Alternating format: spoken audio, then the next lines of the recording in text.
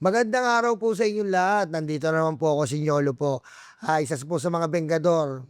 Maganda po ang ating episode ngayon sapagkat pinaunlakan po tayo ng ating kapita-pitagan na congressman. Napakalupit nito. Ang nakikita-kita nyo po sa mga House of Representatives. Ang dumedepensa sa katotohanan. Napakalupi nito. Kong Zia Adjong. Thank you. Thank you, boss. Yolo, thank you. Ayan po. Gusto ko yung mga ganun tanong. Kamusta po, Kong Zia? Maraming salamat po sa pagbibigay ng oras po. Maraming privilege sa pag-imbita. Kong Zia, kasi ngayon po, medyo sobrang saya natin, medyo na sobra pa. Sobrang saya po natin ngayon pagkat naalpasan na po natin ang impeachment. Oo. Nakalusot na po tayo dito sa House of Representatives. At bilang, ano po ba talaga, spokesperson po ba kayo ni Kong Rene? O ano po ba talaga yung pinaka ano natin dyan sa impeachment, gagawing impeachment proceeding? Ang mangyayari una, nagpapasalamat tayo sa tiwala at ng prosecution team. Naatasan tayo para tayong maging mouthpiece. Opo. Mouthpiece, ibig sabihin yung tagapagsalita. Opo. Kung ano yung nangyayari sa aktual na impeachment Every trial. event po yun. Every event. Opo. Tapos tayo yung maglalahad at mag-explain dito sa ating taong bayan. Kung may mga katanungan din ng ating mga kataong bayan ay kailangan natin masagot ng maayos. Kasi alam naman natin yung mga fake news, di ba? Yun nga po eh. Na problema Ay, para pong kay Madam Abante noon. Parang ganun po. Yeah, so parang ganon. Parang ang mangyayari, kung ano yung napag-uusapan sa korte, siyempre itong mga prosecutor, hindi mo pag nag-umpisa na talagang trial, Yes po. hindi nila dapat ma-discuss. Ma-pre-empt Tsaka po eh. pag-usapan yung merits na kaso. Yes, tama po. Diba kasi may sub judice na Opo. rule. Ibig sabihin kung ano na pag-usapan sa korte, dapat hindi doon, Bawal po. oo, malaman o mapag-usapan sa publiko. So kami, ang mangyayari sa amin, ni Representative Rene, kami yung magiging tulay Opo. para ma-explain sa ating taong bayan at maiwasan at makombat yung mga Fake news. yung kung ano-anong mga hindi tama at hindi totoo na mga impormasyon. False narrative. False narrative para magsugpo natin yon para ang makukuha lang at maririnig lang taong bayan yung hindi lang accurate information na katotohanan. Opo. Truthful information. Yun, ayun. Ano mo, Kong Zia, yan, gaya nga po nasabi natin, ito pong impeachment na to ay napakalaki pong bagay para po sa ating mga kababayan, mga taong bayan. Kasi po, ano po to eh, gaya nga po ng sinasabi natin dito, accountability. Tsaka yung integridad po ng ating government. Kasi nakita po natin na itong vice presidente natin ay parang masyado pong ibang level po sorry po kung makapal po talaga ang mukha eh. Ibang level po sa kapal ng mukha na parang may exclusivity po pagdating sa kanya eh. So sa nangyari po na ginawa po ng mga congressman na naipasa natin, na ilusot natin tong impeachment sa plenaryo ay ang dami po nasayahan.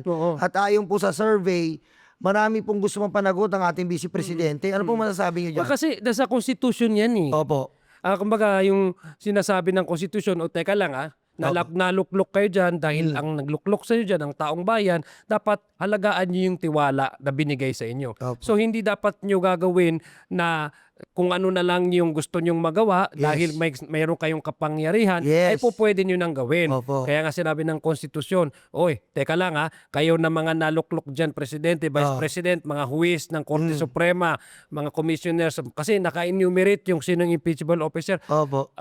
Pag mayroong allegation na may ginawa kayong na hindi maganda or hindi tama, culpable violation of the Constitution, betrayal of public trust, kailangan nyong mag-explain sa taong bayan. So ito yung proper na venue para explain. Korte, ang Senado, ang maglilitis ang House of Representatives. Opo. Pero hindi yon paglilitis ng individual na prosecutor. Ang naglilitis dito ay ang konstitusyon. Tama.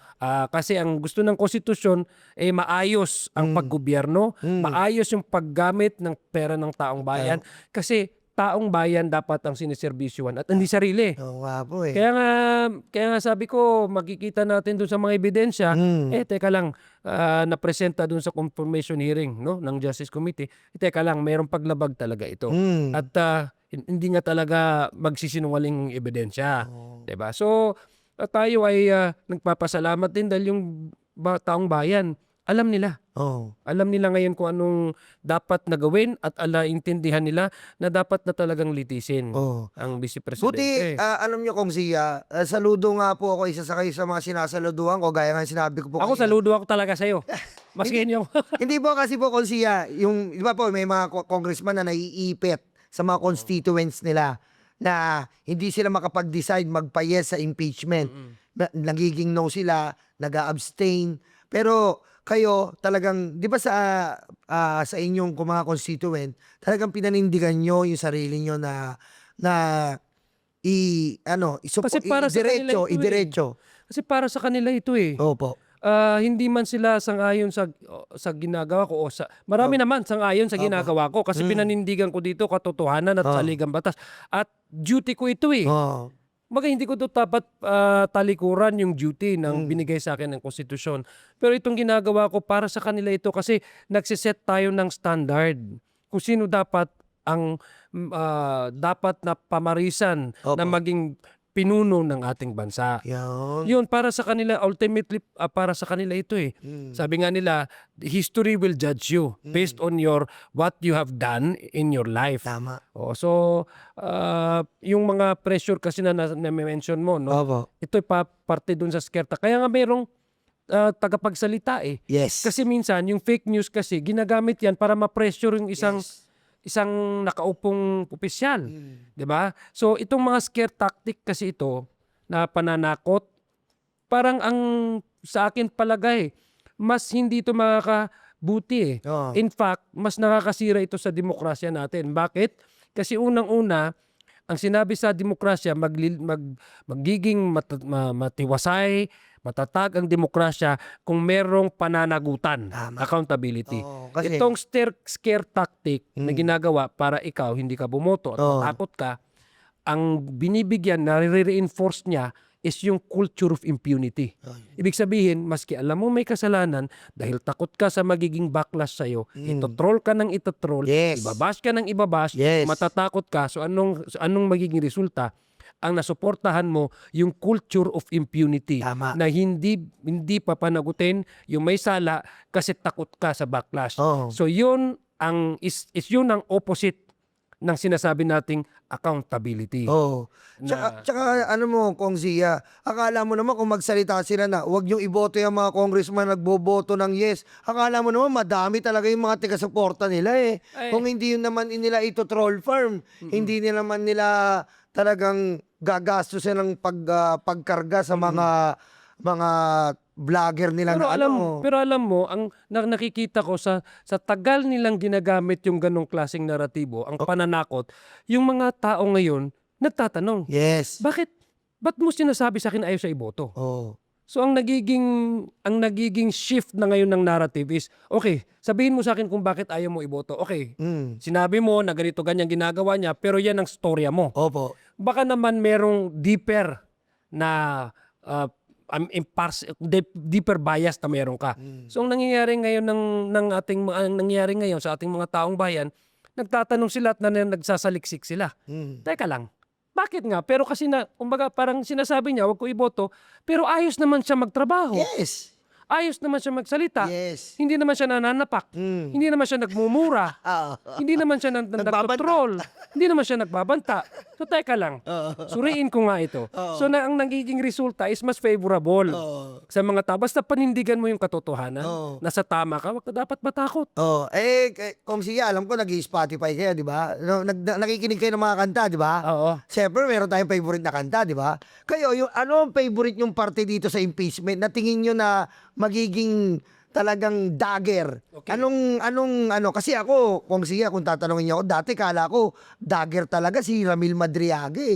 Yung talaga yung tumutusok talaga eh. Yun ang magiging end ni Sara eh, pero hindi pala eh. Iba yung sa akin. Kayo po, ano po yung pinaka nyo dito sa Spotify na kanta? Hindi, ano po yung pinaka nyo? Kumbaga sa kanta, ano yung pinaka favorite nyo talaga na mapifeel nyo na itong magpapakonvict kay Sara Duterte? Dito sa mga articles na to, alin doon ang nakita mo? Yung pag-threat niya. Pag-threat. yung pagbabanta niya Oo. sa ating nakaupong Pangulo, Opo. ang kanyang unang may bahay, at yung dating Speaker of the House of Oh. Representatives. Hindi dapat inormalize yun eh. Hindi dapat hindi dapat mamonormalize. How much more yung nakaupo Yes. na pangalawang presidente na magsasabing ganong klaseng banta na ipapapatay yung isang tao. Yes. Hindi naman maaaring manormalize yun. At ipawalang bisa na lang natin at magtakip mata na lang tayo na hindi na siya panagutin kung ano man yung dapat niyang i-explain sa tao. Kaya nga ito po, last na lang. Wala yun, hindi yun kanta. Ano ba yun? Hindi, kumbaga sa kanta, ano mo, kung si Alas na lang po tama po yung sinabi nyo, alam nyo, kasi hindi po dinuga yun eh. Talagang pumunta siya doon sa Congress, nagwala siya, na nagbanta siya eh. Yung iba pong mga ibang grupo, sinasabi, conditional Tsaka, threat. ano yun? At saka, Threat is threat eh. Wala naman po talagang iba sa threat eh, di ba po? tsaka yung mga ganong kasing aksyon, para siyang nagpapakita na I am above the law. Yes. Di ba? Yes. Ito yung ano ako, I have something which you guys do not have. Yes. Sabi sa batas, no one should be above. Above the law. Pantay-pantay Pantay-pantay lapat. tayo. Mayaman, mahirap. Pantay-pantay Diba? lahat. Walang injustice. Maraming salamat kong Maraming siya salamat, sa Lolo. oras pong binigay niyo sa atin. Maraming Ayan po salamat. Thank you Ayan very po. much. Mga Babalik huling ako message. sa iyo, Opo, invite opo. mo ako. Huling message po sa ating gaganapin na mga trabaho po. Diyan po sa impeachment proceeding. Maraming Huling message salamat. po, sir. Una, dapat makilahok po tayo sa ating mga kababayan na nanawagan po tayo na doon po tayo sa tama. Ang ginagawa po ngayon ng House Prosecution Team ay ang kanilang duty sa ating konstitusyon. Ang basihan lang po, very clear po ang basihan, yung accountability mechanism na pinanindigan po ng ating House Prosecution Team para po mapanagot yung dapat na managot. Dapat po tayo sa ating mga kababayan ay continuously makilahok po tayo dito at magsubaybay sa magiging takbo ng ating impeachment trial. Okay, maraming salamat po sa inyo Ayan po si Kong Sia ng ating magiging spokesperson po sa impeachment complaint. Lagi po natin natandaan no one is above the law. Yung mga Duterte po, bulalo. Maraming salamat po. Masarap yun